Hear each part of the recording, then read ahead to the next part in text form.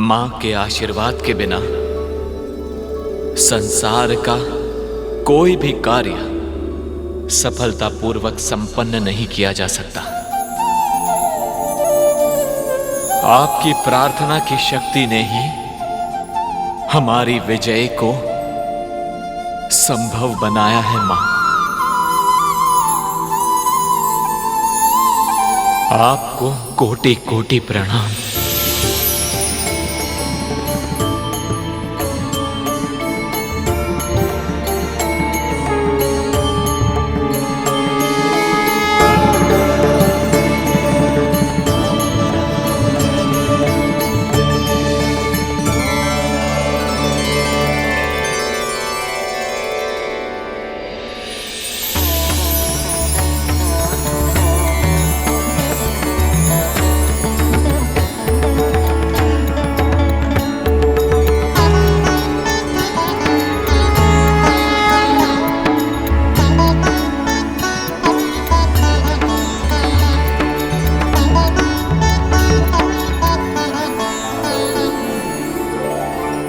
देवराज, स्वर्ग का सिंहासन आपकी प्रतीक्षा कर रहा है।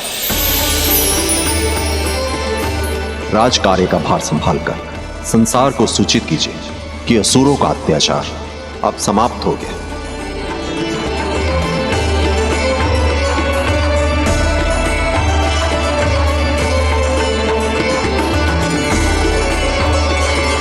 हे परमपिता परम प्रभु नारायण, आपकी कृपा के कारण ही आज हम सब इस शुभ क्षण के साक्षी बन पाए हैं।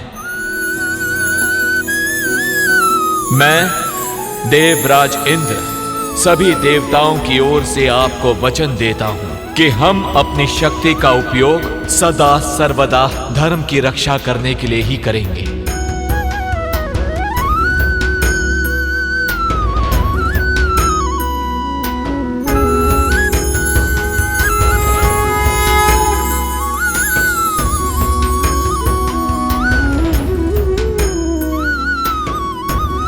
देवराज इंद्र की देवराज इंद्र की देवराज इंद्र की देवराज इंद्र की देवराज इंद्र की देवराज इंद्र की देवराज इंद्र की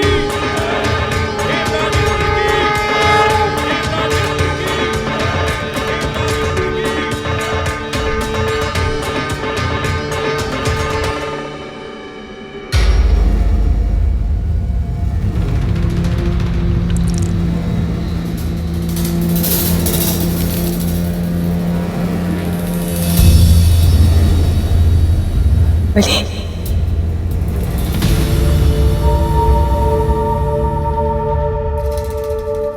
गुरुदेव,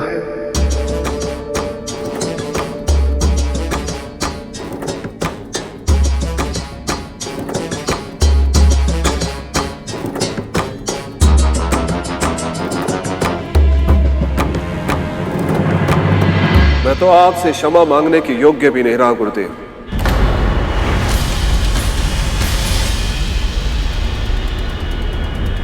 आपने बार बार चेतावनी दी थी मुझे कि मंथन में भाग मत लेना, और मैंने आपके सुझाव नहीं माने। और अब देवताओं की श्री लौट आई, उन्हें उनकी शक्ति वापस मिल गई है, और इस सबसे बढ़कर उन्हें मिल गया है अमृत।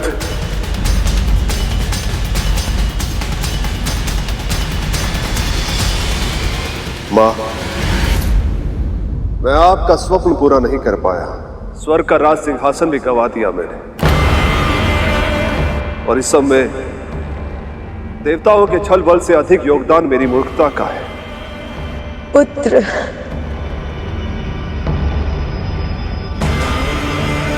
मुझे क्षमा कर दीजिए गुरुदेव, क्षमा कर दीजिए मुझे। पराजय और प्रयास एक ही सिक्के के दो पहलू हैं महाराज। जिस व्यक्ति के अंदर प्रयास जीवित है, उसके लिए कोई भी पराजय अंतिम नहीं। यदि आप अब भी मेरी बातों को ध्यान से सुनें, मेरे सुझावों का पालन करें और मन, कर्म, वचन से अपने लक्ष्य के प्रति पूर्ण समर्पण रखें, तो मैं विजय श्री को फिर से आपका वरण करने के लिए विवश कर सकता हूं।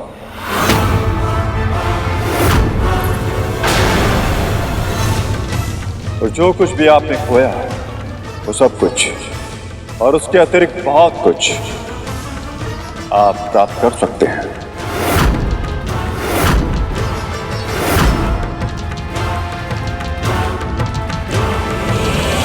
मैंने जो भूल की है उसे मैं फिर नहीं दोहराऊंगा गुरुदेव।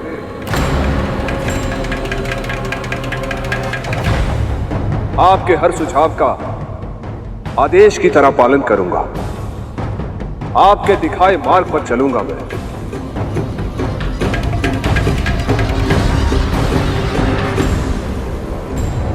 असुरों को उनका अधिकार दिलवा कर रहूंगा मैं। महाराज बलि की, महाराज बलि की, महाराज बलि की, महाराज बलि की। प्रभु, माँ, न जाने मेरे मन में भावनाओं का ज्वार उमड़ रहा है। एक ओर तो मैं बहुत प्रसन्न हूं कि हमारा उद्देश्य सफल हुआ, परंतु दूसरी ओर मैं दुखी भी हूं कि अब हमारा कार्य समाप्त हो गया। प्रभु, मां सदैव कहती थी कि जिसका मन एक बार प्रभु विष्णु की भक्ति में रम जाए फिर और कहीं नहीं लगता। मां के इस कथन का अर्थ आज से पहले मैं कभी समझ नहीं पाया था प्रभु, परंतु अब वैकुंठ में रहते हुए यथासंभव आपकी सेवा करते हुए जिस आनंद का अनुभव मैंने किया है उसका वर्णन करना असंभव सा लगता है। एक और तो मुझे यह लगता है कि मैं अपने प्रभु को छोड़कर कहीं कभी ना जाऊं, परंतु तुरंत मेरा मन यह भी कहता है कि मैं अपनी मां को भी अकेले नहीं छोड़ सकता।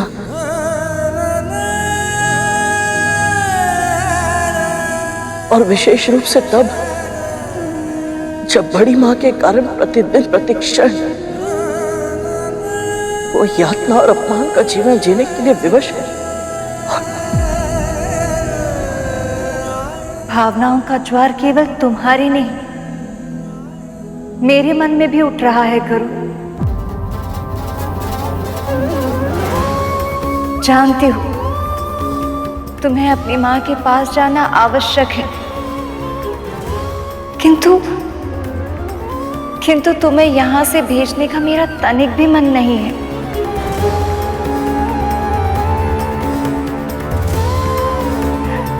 आशा की किरण की तरह मिले थे तुम मुझे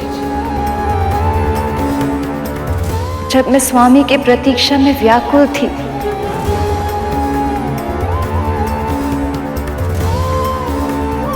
तब मेरी आशा को सत्य में बदलने में तुमने तनिक भी कमी नहीं की थी। समुद्र मंथन जैसे विराट कार्य को सफल बनाने में तुम्हारा अद्भुत योगदान है करुण। देवी लक्ष्मी सत्य कह रही है गरुड़, पर स्मरण रहे जीवन में कभी कुछ भी स्थायी नहीं होता। आज देवी विंता को तुम्हारी आवश्यकता है, इसलिए तुम वैकुंठ और हमें छोड़कर जा रहे हो, पर शीघ्र ही हम फिर मिलेंगे।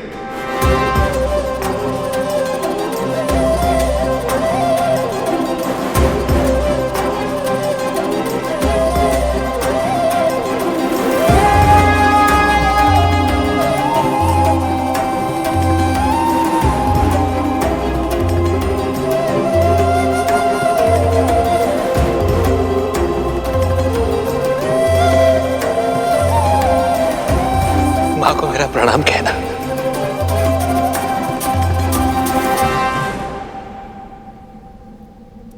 आज्ञा दीजिए प्रभु। मां,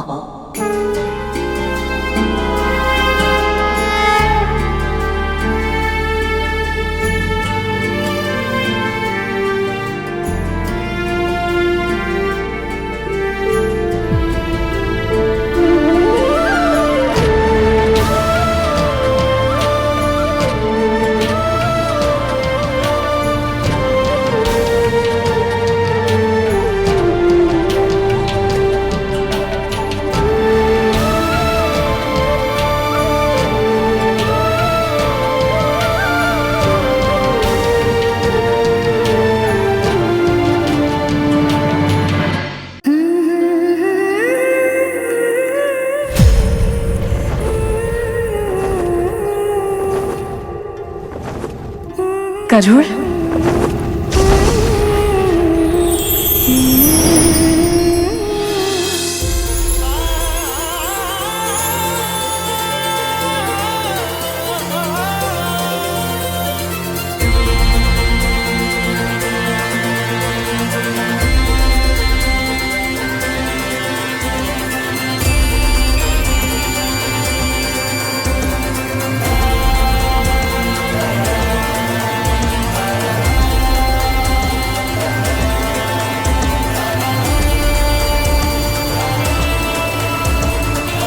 माँ, क्या हुआ?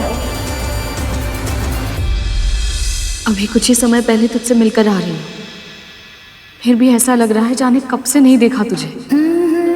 मैं भी बिल्कुल ऐसा ही अनुभव कर रहा हूँ माँ। आपके आंचल की छांव में जो सुख है वो और कहीं नहीं है। बस कर, अब अधिक बातें मत बना। तुझे देखकर ही पता चल रहा है तू यहाँ आ तो गया है, पर अपने मन का एक भाग वैकुंठ में ही छोड़कर आया है। सच बता, वहां की स्मृति सता रही है ना तुझे? आपको सब कुछ पहले से कैसे पता चल जाता है माँ? केवल मुझे ही नहीं, इस संसार की हर माँ को अपनी संतान की मन की दशा पहले ही पता चल जाती है।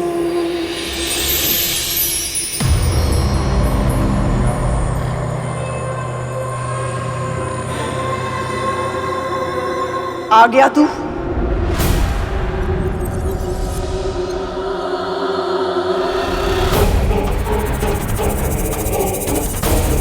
प्रणाम महारानी। कहाँ है?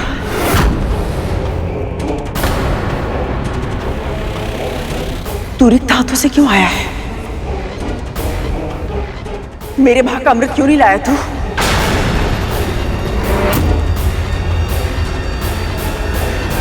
तेरी समक्ष देवताओं ने वचन दिया था ना, यदि वासुकी ने अमृत मंथन में सहायता की तो मेरे पुत्रों के भाग का अमृत उन्हें अवश्य मिलेगा। तो फिर अमृत कहाँ है?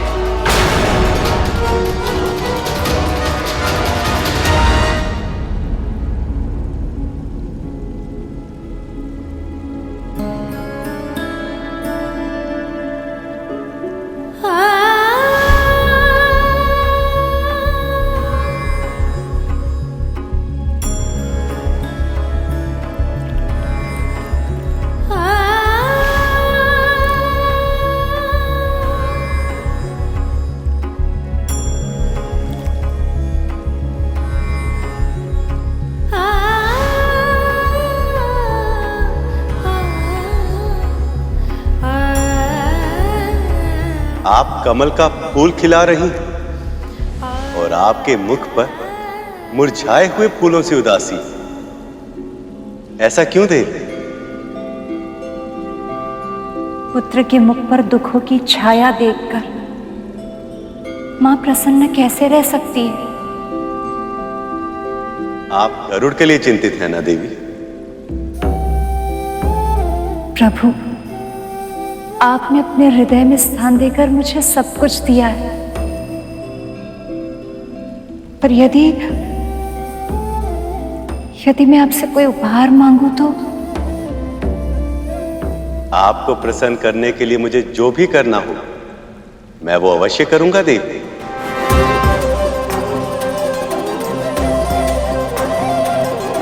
प्रभु, मैं विंता और गरुड़ को दुख में नहीं देख सकती। आप कुछ कीजिए ना, उन्हें दासत्व से मुक्त करने के लिए उनकी सहायता कीजिए ना प्रभु।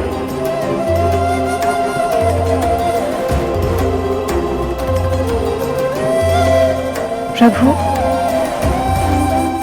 आप मुस्कुरा क्यों रहे हैं? मौन क्यों है? अमृत कहाँ है? महारानी, मैं चाहता तो भी आपके लिए अमृत नहीं ला सकता था, और अमृत आपको नहीं मिल सकता। फिर कहने का अर्थ क्या है दास? अमृत किसे मिलेगा किसे नहीं, इसका निर्णय केवल और केवल प्रभु विष्णु ही कर सकते हैं। और प्रभु का निर्णय यह है महारानी कि अब से अमृत पर देवताओं का ही अधिकार होगा।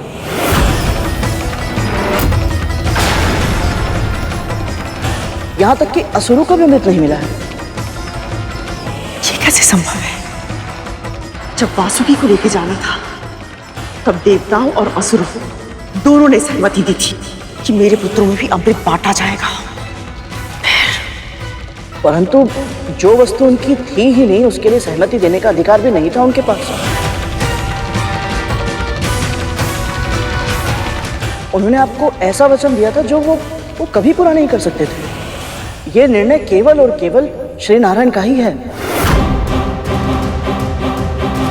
पता है, जब राहु ने छल से देवताओं की पंक्तियों में बैठकर अमृत का पान किया तो प्रभु ने अपने सुदर्शन चक्र से उसका शीश धड़ से अलग कर दिया था। अमृत ग्रहण करने के बाद भी उसका जीवन मृत्यु से भी बुरा है। महारानी, मेरा सुझाव तो यही है कि आपको अमृत को भूलकर प्रभु के निर्णय को स्वीकार कर लेना चाहिए।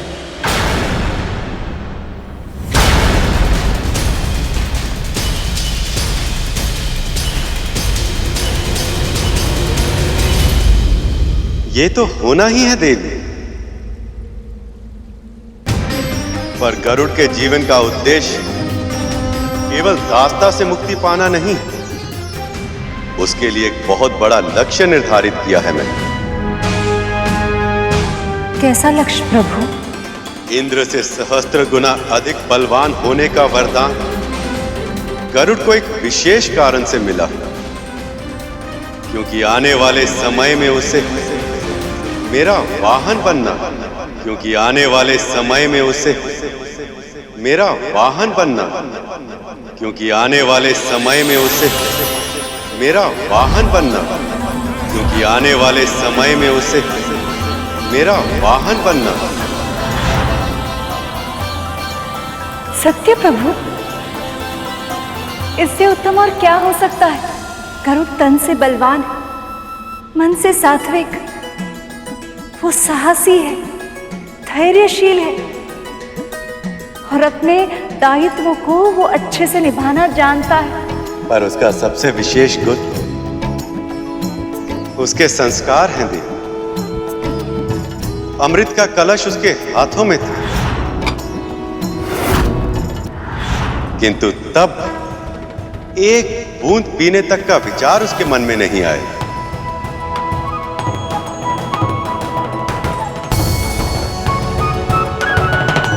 प्रभु, हम किसकी प्रतीक्षा कर रहे हैं? चलिए ना, हम उन दोनों को ये सूचना दे देते हैं। गरुड़ और विंता ये बातें सुनकर कितनी प्रसन्न होंगी। ये इतना सरल नहीं है देवी। आप तो जानती हैं, मैं इस सृष्टि का पालनहार। ये संपूर्ण सृष्टि मेरे उदर में वास करती है, और ऐसे में अपनी पीठ पर मेरे भार का वहन करने के केवल शारीरिक शक्ति की ही नहीं, अपितु मानसिक और आध्यात्मिक शक्ति भी चाहिए। उसके लिए गरुड़ को सबसे पहले अपनी कुंडलिनी को जागृत करना होगा और अनेक परीक्षाओं में सफल होना होगा, और उसमें से पहली परीक्षा अमृत के प्रकट होने से ही आरंभ हो गई। बस गरुड़ को उसका आभास नहीं। गरुड़ की नियति है मेरा वाहन बनना, किंतु वो समय कब आएगा, इसका निर्णय ये परीक्षा तय करेगी।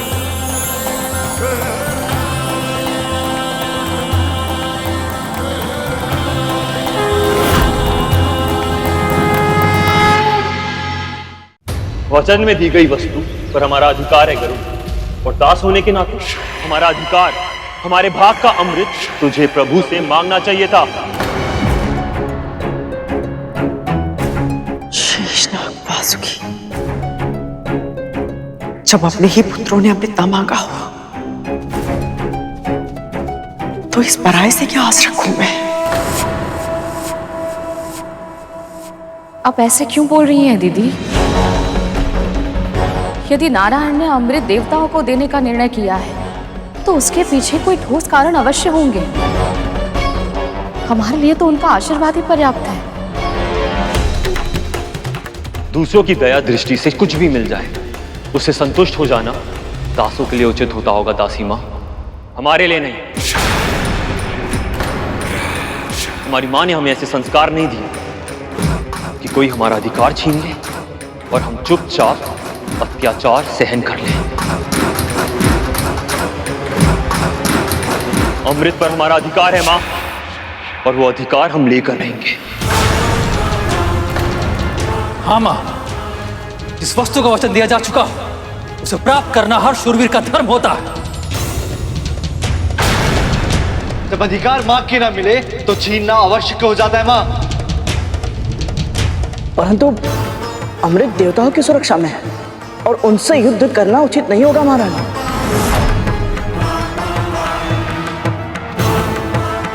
दीदी, नारायण के विरुद्ध जाने की भूल मत कीजिए, रोकिए इन्हें। आशीर्वाद दीजिए मां।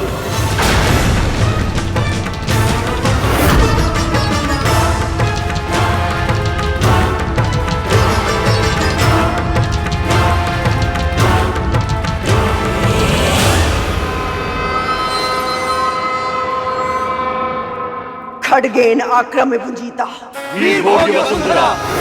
खड्गेन आक्रम्य भुजिता वीर भोग्य वसुंधरा। खड्गेन आक्रम्य भुजिता वीर भोग्य वसुंधरा। खड्गेन आक्रम्य भुजिता वीर भोग्य वसुंधरा।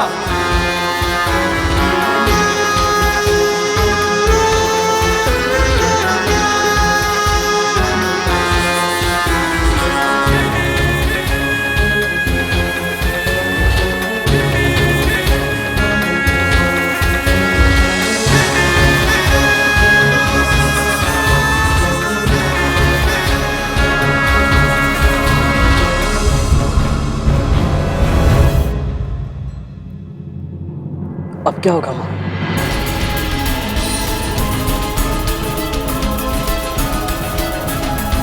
प्रभु, पृथ्वी पर स्थिति सुधरते हुए दिखाई नहीं दे रही।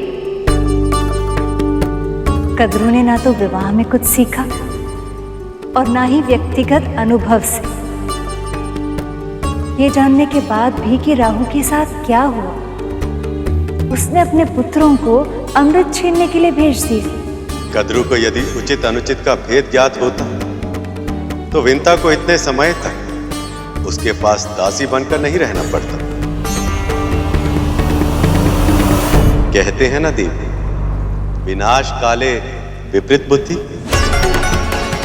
पर प्रभु, जब तक कद्रू की आंखें नहीं खुलेंगी, विंता को दासत्व से मुक्ति नहीं मिलेगी।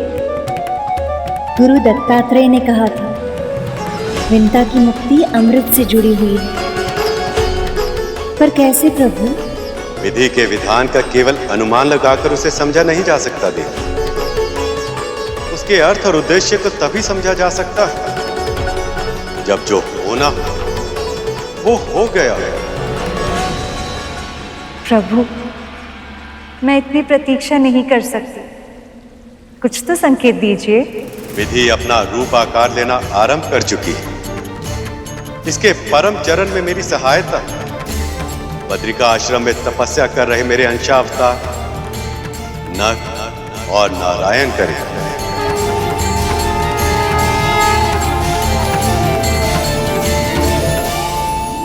ओम नमो भगवते वासुदेवाय। ओम नमो भगवते वासुदेवाय। ओम नमो भगवते वासुदेवाय।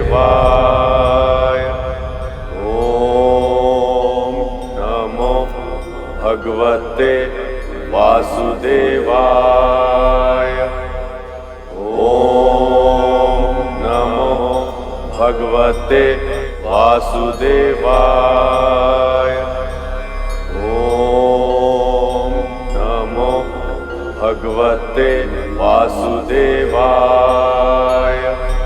ओम नमो भगवते वासुदेवाय।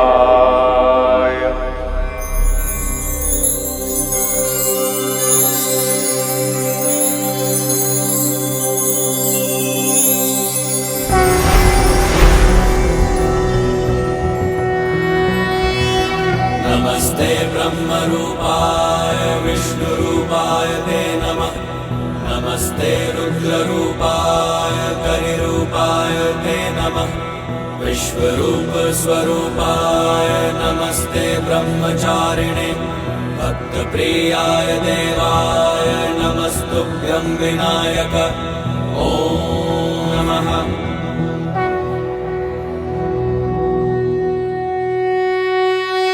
नर नारायण, गरुड़ के आध्यात्मिक उत्थान का समय आ गया।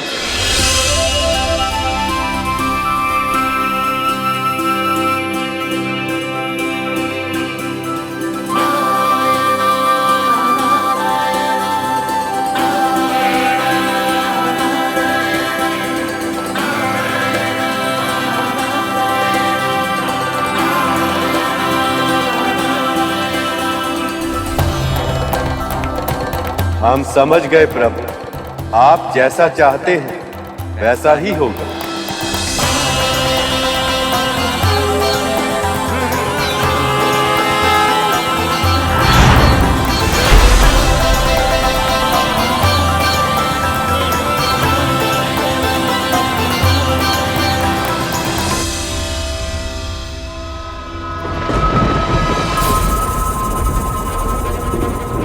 कहाँ रह गए मेरे पुत्र?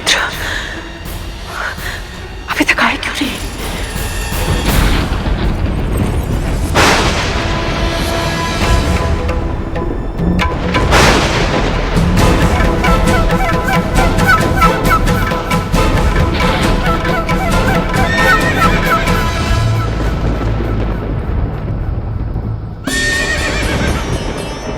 देवराज इंद्र का रथ, इसका अर्थ है मेरे पुत्र विजयी हुए। इंद्र को परास्त कर दिया उन्होंने, और इंद्र ने अपनी प्राण रक्षा के लिए उन्हें अपना रथ उपहार में दे दिया। तभी तो वो इस दिव्य रथ में वापस लौट रहे हैं।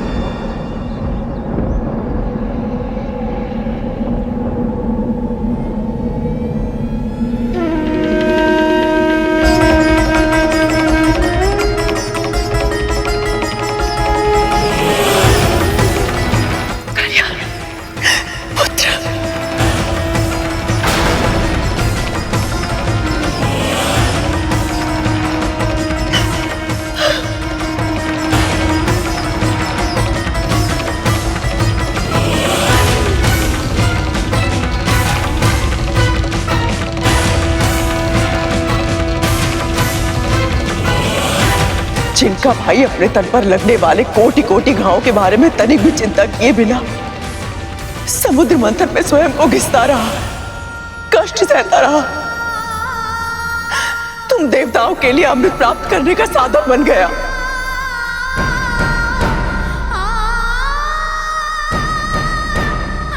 उन्हीं के साथ इतना निष्ठुर व्यवहार। ये उन्हीं वासुकी के भाई और आपके पुत्र हैं विमाता, इसीलिए जीवित हैं।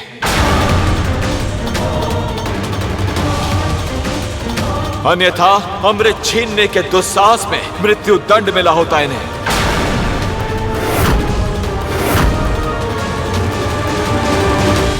अमृत पर जितना अधिकार आप देवताओं का है, उतना ही मेरे पुत्रों का भी।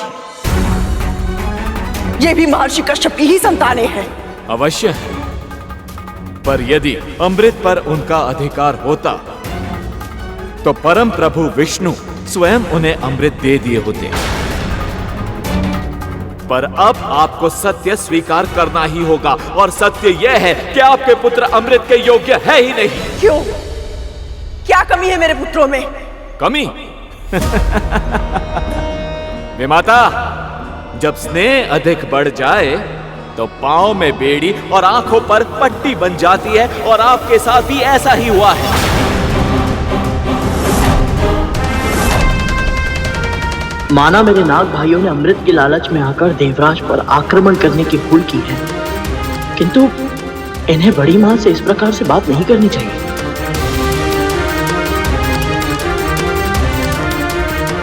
अब आपने पूछा है, इसलिए सत्य का दर्पण दिखाना मेरा कर्तव्य है, मेरा दायित्व है।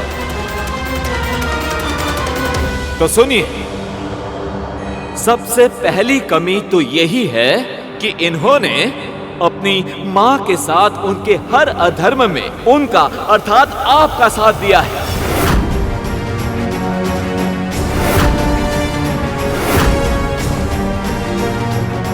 फिर चाहे वो अपनी विमाता देवी विंता को दासी बनाकर उनके साथ अपमानजनक व्यवहार करना हो, या फिर डिम के भीतर अपने भाइयों के प्राण लेने का प्रयास करना हो।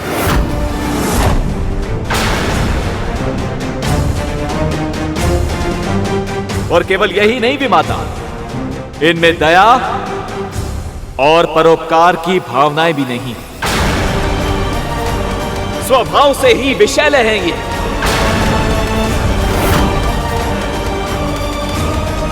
पर यदि अमृत पर इनका अधिकार हो गया तो पृथ्वी का संतुलन बिगड़ जाएगा, और मैं ये होने नहीं दूंगा विमाता।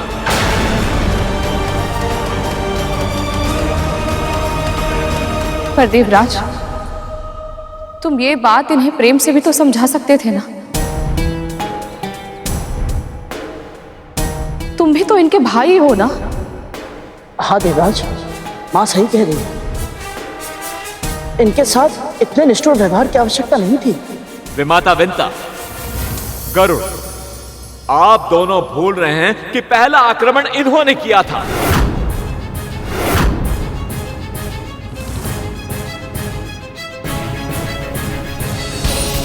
और ये बात भी सत्य है कि जिनकी मां बुद्धिमान ना हो, जो अपनी ही महत्वाकांक्षा के कारण धर्म और अधर्म पर भेद नहीं करती हो, उन्हें बातों से क्या, प्रेम से भी समझाना असंभव है।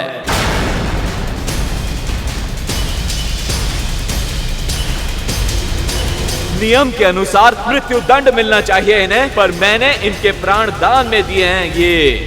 ये दया नहीं है तो और क्या है विमाता?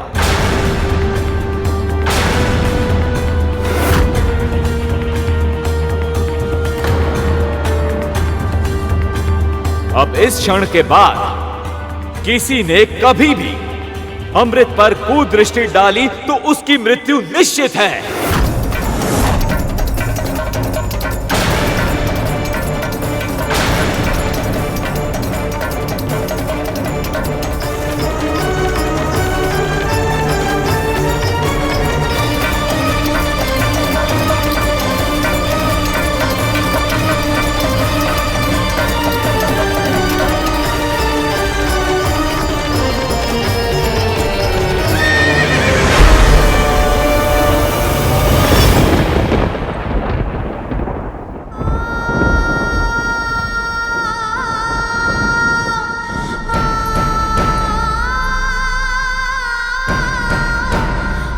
स्वयं को संभालिए दीदी,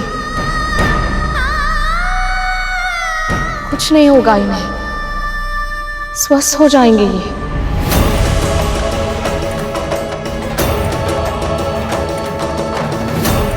मां ने इन्हें रोका भी था कि प्रभु विष्णु की इच्छा के बिना अमृत ग्रहण करना इन सबों के लिए उचित नहीं होगा। यदि ये तब समझ जाते तो ये दशा नहीं होती।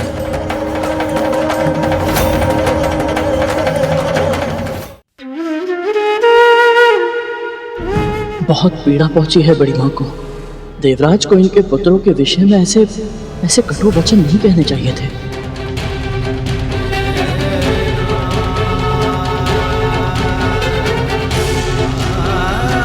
सबसे पहली कमी तो यही है कि इन्होंने इनकी मां के साथ उनके हर अधर्म में उनका अर्थात आपका साथ दिया है।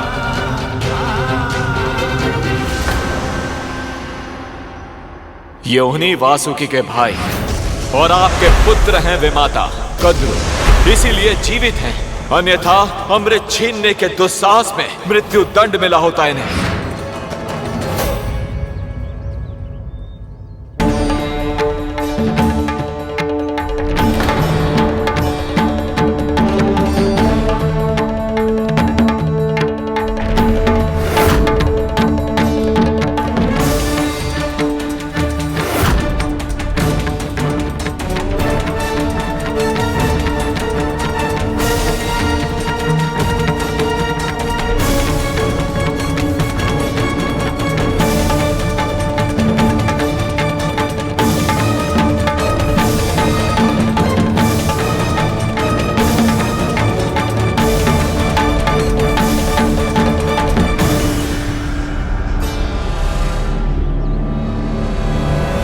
स्वभाव से ही विषैले हैं ये, पर यदि अमृत पर इनका अधिकार हो गया तो पृथ्वी का संतुलन बिगड़ जाएगा और मैं ये होने नहीं दूंगा विमाता।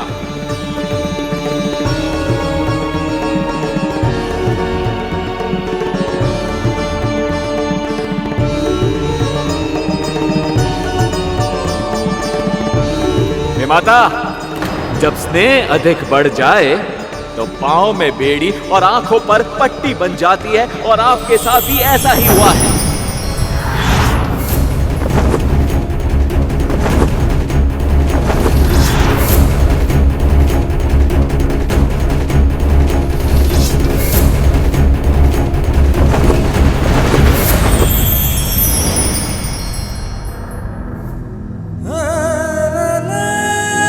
अमृत पर इनका उतना ही अधिकार है जितना तुम देवताओं का है।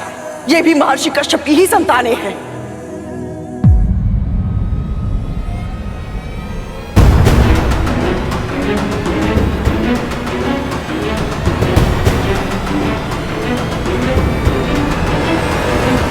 मैं जहां जहां जा रहा हूं ये दोनों मुझे वहां दिख रहे हैं, और ये मुझे इस प्रकार क्यों देख रहे हैं? कौन है ये दोनों?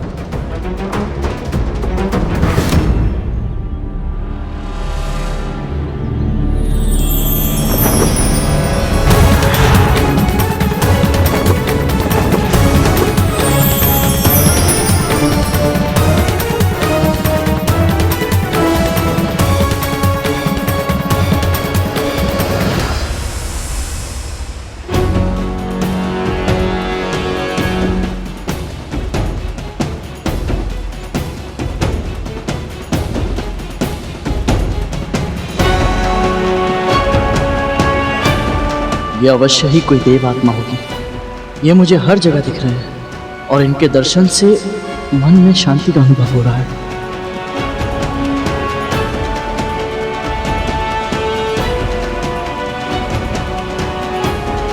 गरुड़,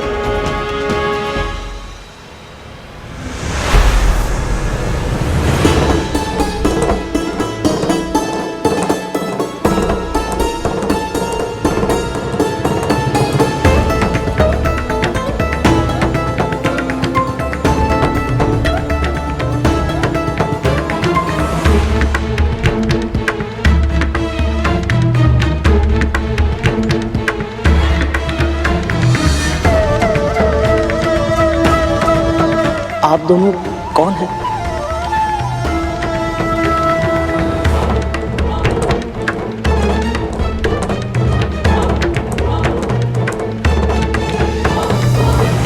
मैं जहां जाता हूं आप दोनों के ही दर्शन होते हैं। आपके चारों ओर दिव्य आभा भी है। मुझे क्षमा कीजिएगा, परंतु मैं पहचान नहीं पा रहा हूँ।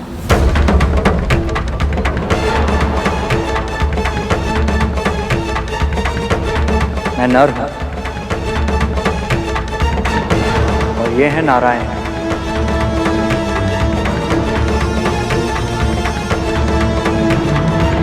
हम दोनों परम प्रभु विष्णु के अंशावतार।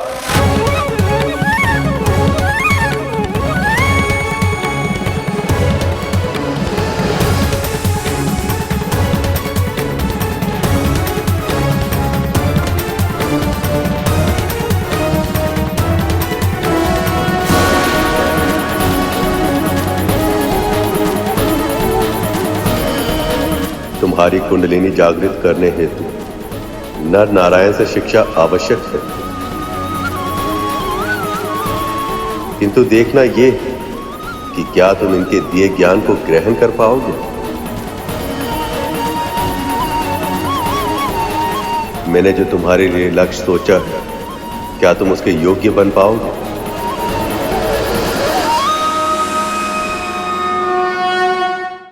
प्रणाम स्वीकार करें देव, और मुझ जड़ बुद्धि को क्षमा भी कीजिएगा। मैं आपके भेद को पहचान नहीं पाया, परंतु मैं इतना अवश्य जानता हूं कि आपके दर्शन करने का सौभाग्य मुझे अकारण ही नहीं मिला। बताइए क्या आज्ञा है मेरे लिए। सचमुच तुम तीव्र बुद्धि के स्वामी हो गरुड़। तुम चतुर, साहसी हो, धर्म का पालन करने वाले और संस्कारी भी हो। इनके अतिरिक्त भी कई गुण हैं तुम। हम उन्हीं गुणों को निखारने के लिए आए, तुम्हें योग्य बनाने के लिए आए।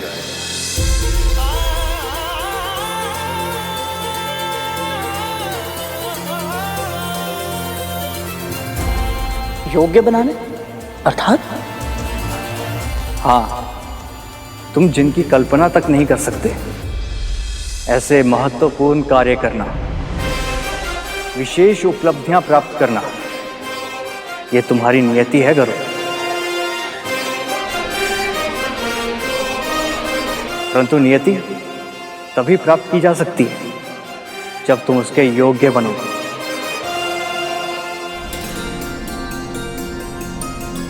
और योग्यता कैसे प्राप्त होगी, हम इसी का प्रशिक्षण देने आए हैं।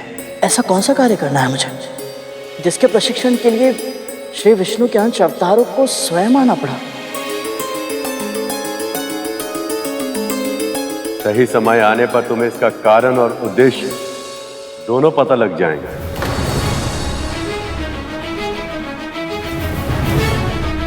किंतु अभी हम तुमसे यह जानना चाहते हैं कि क्या तुम मन से, कर्म से और वचन से इस प्रशिक्षण को प्राप्त करने के लिए तैयार हो?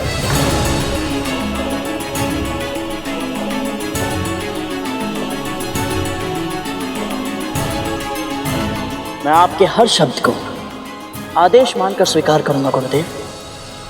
बताइए क्या करना होगा मुझे?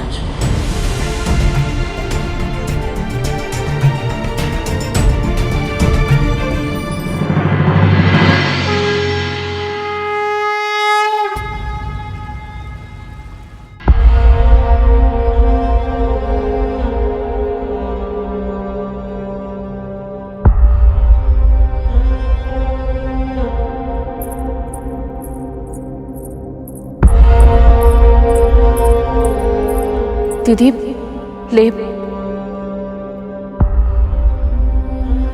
कब तक विंता, कब तक? कब तक मेरे पुत्र यूं ही युद्ध में पराजित होते रहेंगे और चोटिल होते रहेंगे? ये औषधि इनके तन के घाव को तो ठीक कर देगी, किंतु मेरे मन पे जो आघात लगा है उसे कौन ठीक करेगा?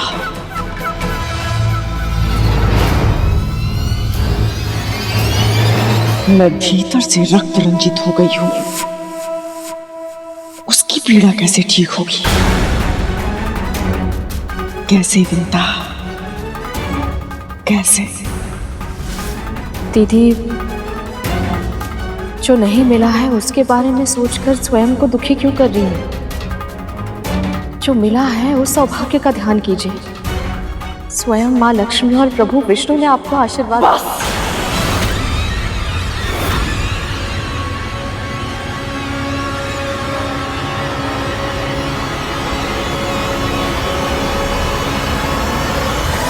पर दीदी,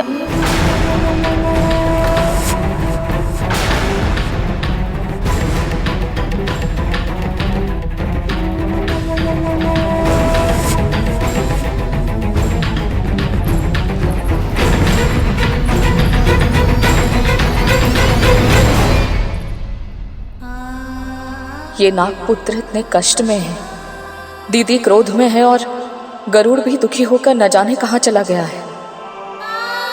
मेरा परिवार बिखर रहा है प्रभु, इसे संभालने में मेरी सहायता कीजिए।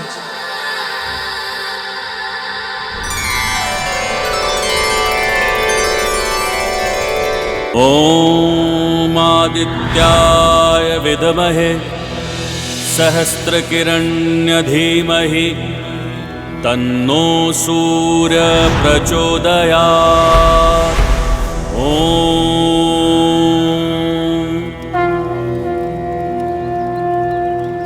ये क्या है गुरुदेव? क्या महत्व है इसका? ये 5 अग्नियों का ज्ञान देने वाली पंचाग्नि विद्या है गरुड़। इसका अर्थ चारों दिशाओं अर्थात पूर्व, पश्चिम, उत्तर और दक्षिण से प्रकट होने वाली सूरज देव की ऊर्जा और इस हवन कुंड से प्रकट होने वाली अग्निदेव की ऊर्जा, इन 5 का मिश्रण।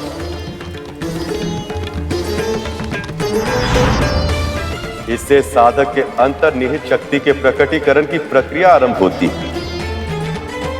या ऐसे भी कहा जा सकता है कि यह विद्या साधक के आत्मिक विकास की नींव है। इस संसार में आत्मा जन्म लेती है और नियत जीवन व्यतीत करके मरण को प्राप्त हो जाती है।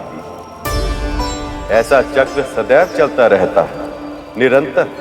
ऐसा कैसे होता है, क्यों होता है और इस चक्र से व्यक्ति को मुक्ति कैसे मिल सकती है, ये सब ज्ञान पंचाग्नि विद्या से मिल सकता है। मैं कुछ समझा नहीं गुरुदेव।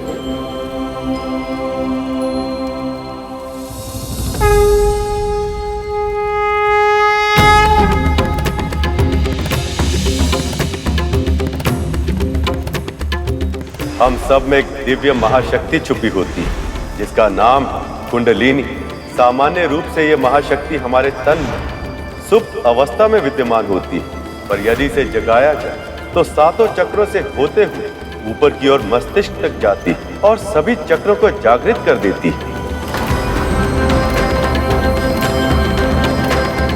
इनमें प्रथम चक्र होता है मूलाधार चक्र। मेरुदंड के मूल में स्थित इस चक्र को जब जागृत किया जाता है तो विभिन्न चुनौतियों का सामना करने की हमारी क्षमता में अद्भुत आत्मविश्वास का अनुभव होता है। ऐसा लगता है जैसे हम अपने दोनों पांवों पर पूरी दृढ़ता से खड़े होने में सक्षम हैं। पर जब ये अवरुद्ध तो हमें संकट का आभास होता है। ऐसा लगता है जैसे हम अस्थिर भूमि पर खड़े हैं और कभी भी गिर सकते हैं।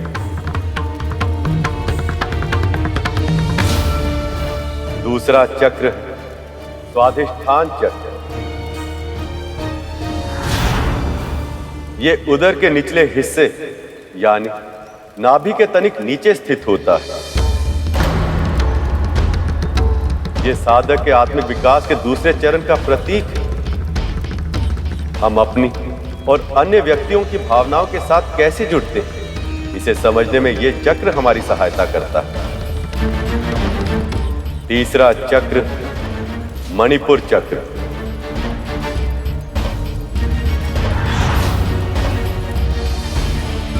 उदर के ऊपरी भाग में स्थित यह चक्र आत्मविश्वास को नियंत्रित करता है।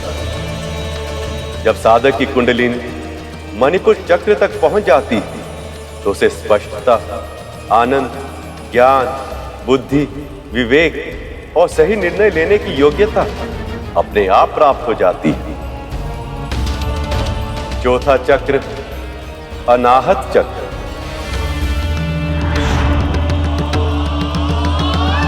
हृदय के समीप व्यक्ति के वक्ष के मध्य में स्थित यह चक्र अपने से नीचे और अपने से ऊपर चक्रों के मध्य में पुल की भांति कार्य करता है। प्रेम, आनंद और शांति इसी चक्र के नियंत्रण में है। पांचवा चक्र है विशुद्ध चक्र।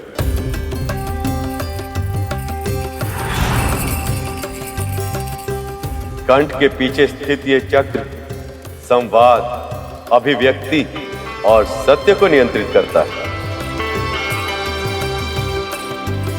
आज्ञा चक्र, चक्रों के इस क्रम में ये छठा चक्र है गर्भ। कुछ व्यक्ति इसे साधक की तीसरी आंख भी कहते हैं, क्योंकि ये आत्मा की आंख की तरह कार्य करता है।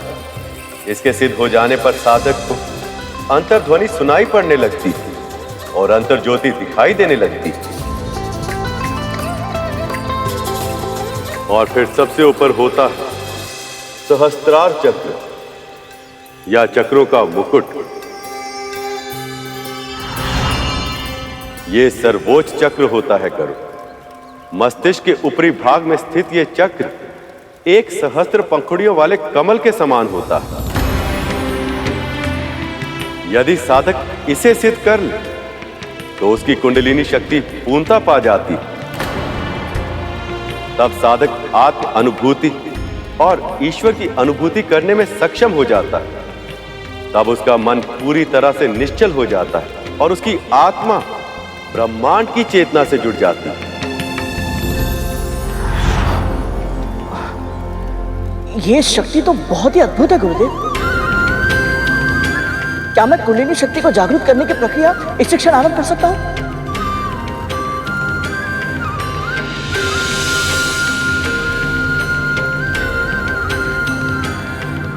ये प्रक्रिया आसान नहीं है गरुड़। तुम्हें इस साधना में अपने आप को पूरी तरह से समर्पित करना होगा।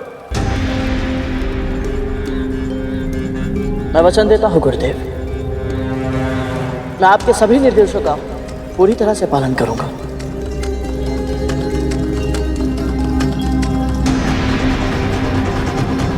हमारे सामने जो अग्नि प्रज्वलित है उस पर ध्यान केंद्रित करो।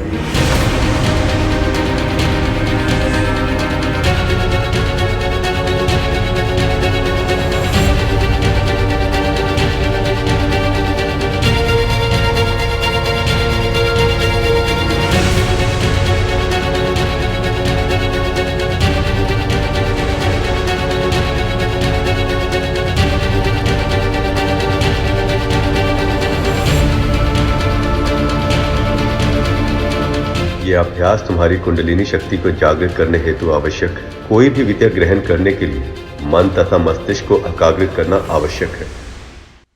प्रभु, गरुड़ को गुरु की सहायता अवश्य मिली, पर क्या सच में वो अपनी कुंडलिनी जागृत कर पाएगा? क्यों नहीं शेष। इतनी छोटी आयु में गरुड़ ने इतनी सारी उपलब्धियां प्राप्त की है। यदि मन और मस्तिष्क में ठान ले तो वो अवश्य सफल होगा। ये कहना सरल है देवी, पर करना कठिन, बहुत कठिन।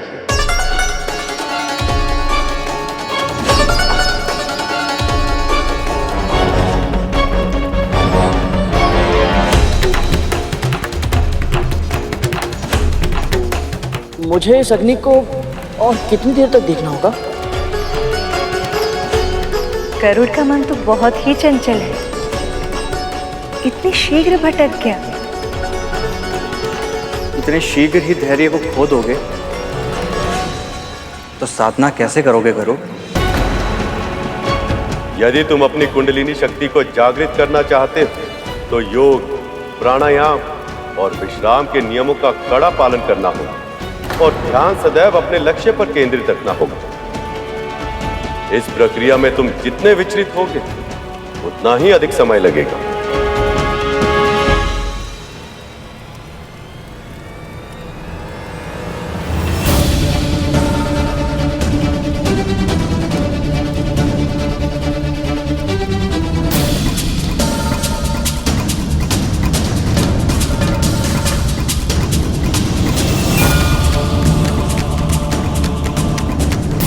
यदि गरुड़ इस प्रथम चरण को ही पार न कर सका तो ये अपने जीवन का लक्ष्य कैसे प्राप्त कर लेगा?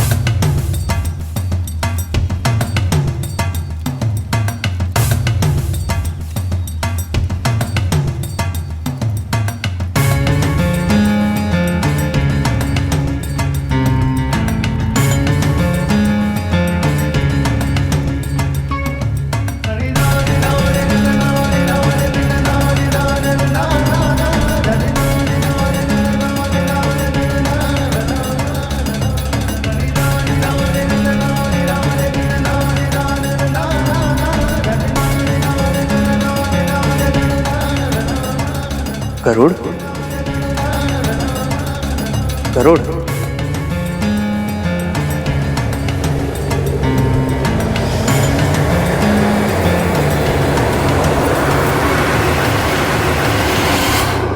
पूरी रात बीत गई है, गरुड़ अभी तक लौटा क्यों नहीं? ओम नमो भगवते वासुदेवाय। ओम नमो भगवते वासुदेवाय। ओम नमो भगवते वासुदेवाय। ओम नमो भगवते। गरुड़ स्वयं को आपके चरणों में समर्पित कर रहा है प्रभु। अब मुझे उसकी चिंता नहीं है, आप उसके मन को अवश्य शांत करेंगे।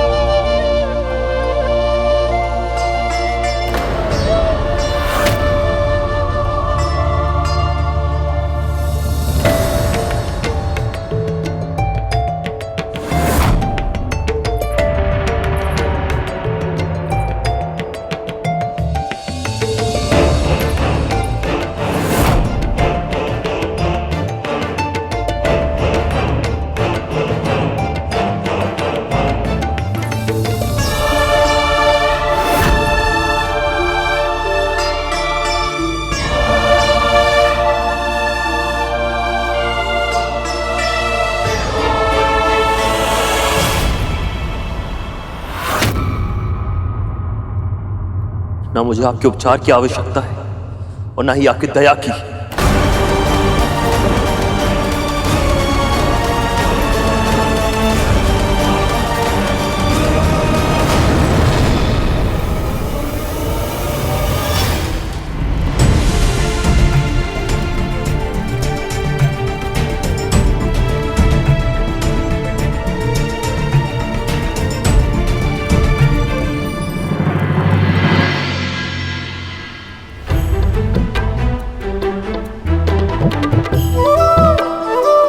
अद्भुत, यहाँ भगवान सो रहे और वहां उनका भक्त।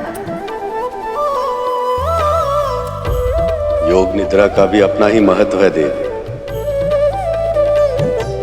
जितना परिश्रम आवश्यक है उतना ही विश्राम।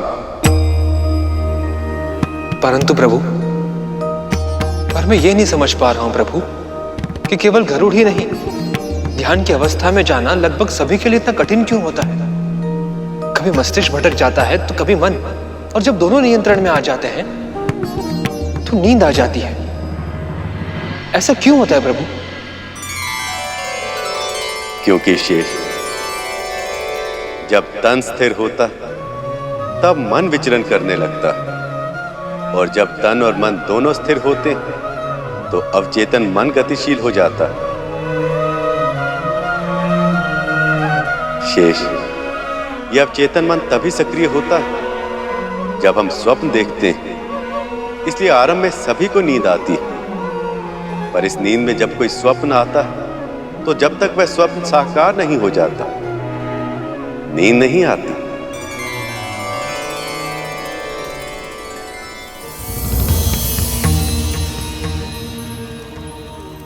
यदि तू मेरा ये कार्य करने के लिए तैयार है तो मैं तुझे और तेरी मां को दासत्व से मुक्त कर दूंगी। तुम्हें ऐसा नहीं करना चाहिए गरुड़, इस पे तुम्हारा अधिकार नहीं।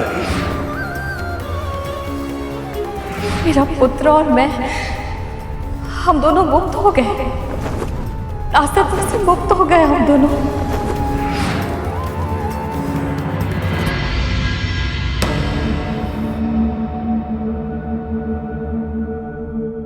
स्वप्न देख रहा था मैं, और इस स्वप्न को सत्य में परिवर्तित करके रहूंगा मैं।